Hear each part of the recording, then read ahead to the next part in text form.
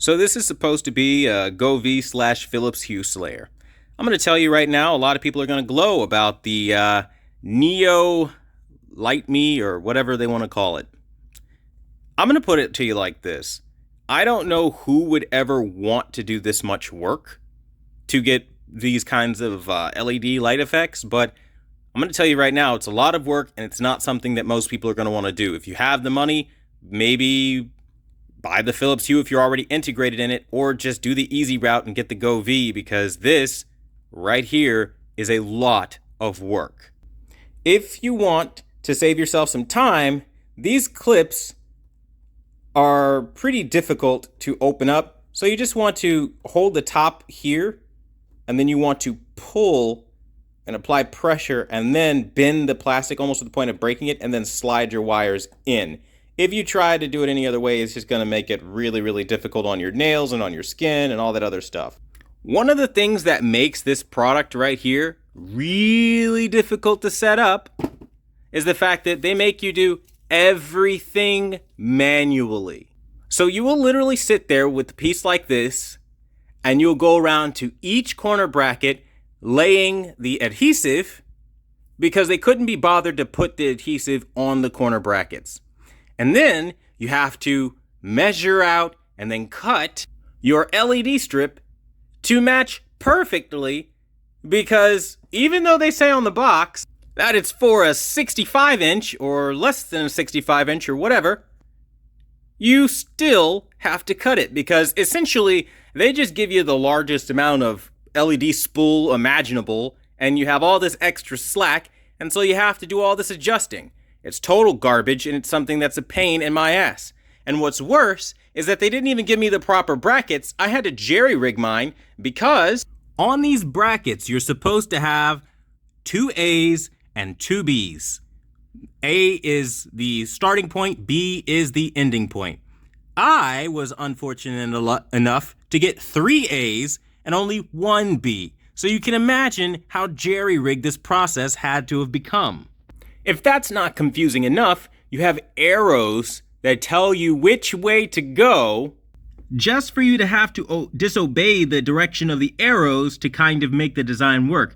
Typically, you'd want to go in a square or, this kind of like clockwise moving motion or counterclockwise motion, whichever, you pick one. But I've got one arrow going this way, and then if I look at the top here, I've got another arrow going the same way. So it's just really stupid because if you're a logical thinker like myself, you're going to think that you want the arrow to go the opposite direction so the effect continuously rotates around. That's just what anybody with a common sense way of thinking would, I guess, think. But that'd be wrong, I guess. Because if you want these 2 pieces to stick out of here so that both your wires are on one side, you are going to have the arrows pointing in opposite directions, or rather parallel directions to one another. Oh, but the party doesn't just stop there. If you look very carefully, you'll see it says side and bottom.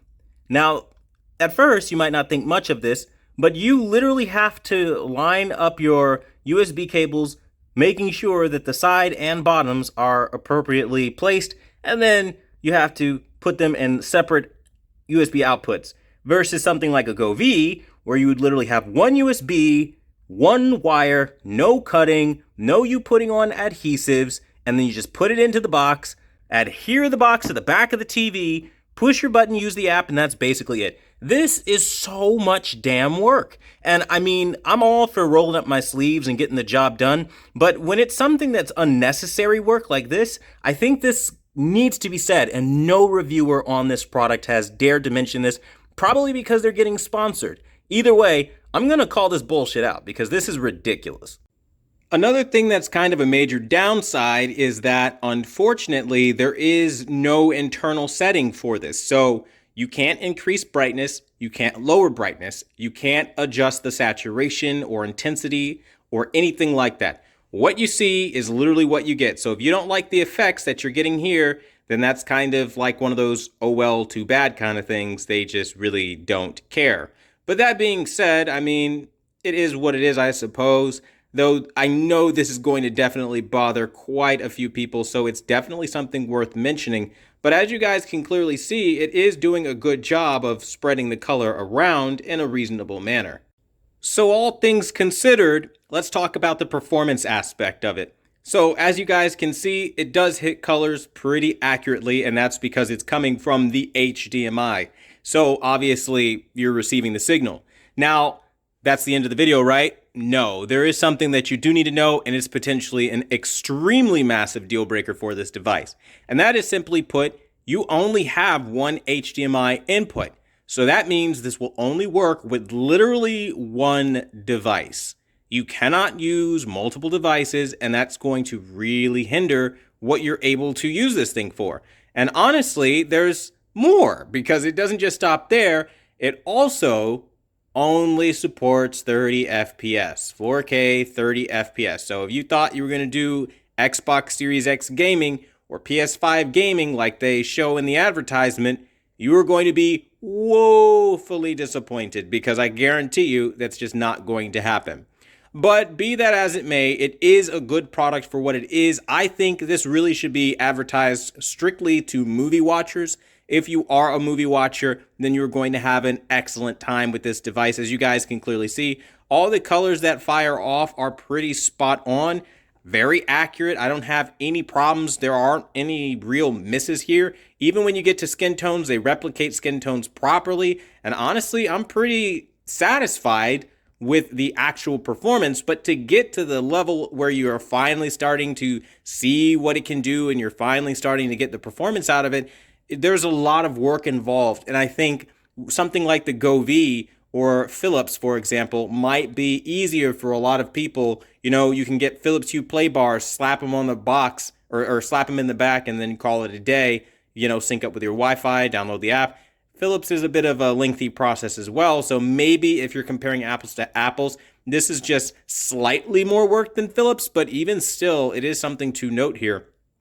Also, when you're looking at something like the Go-V is easier because you have the Flow Pro bars, so you can do that, or you can do the Go-V Immersion, and I feel like both those are cheaper alternatives. They won't be as accurate as this, but that also comes as a benefit because you're able to take advantage of actual content. So built-in apps on your TV aren't going to be limited to just HDMI, because again, if you don't have an HDMI device, you're not going to be able to use this. And again, only being able to use one is a bit of a limitation. But be that as it may, I thought it'd be fair and just kind of say that for what it's worth, the performance is good, and it is impressive for what it is, given the price point and all those things. It is cheaper than, way cheaper than what you'd have to pay with Philips. But the elbow grease factor is huge. There are some quality control issues where they just send the wrong parts sometimes. So again, that's something that I feel like you guys should know. So before I end the video, if you guys are wondering, this is the Samsung Q8FN television. I know I usually get questions about what TV I'm using to show all this off on. Samsung Q8FN, and this is the, what is this? The Light Me Neo. So hopefully this kind of explained the situation behind it.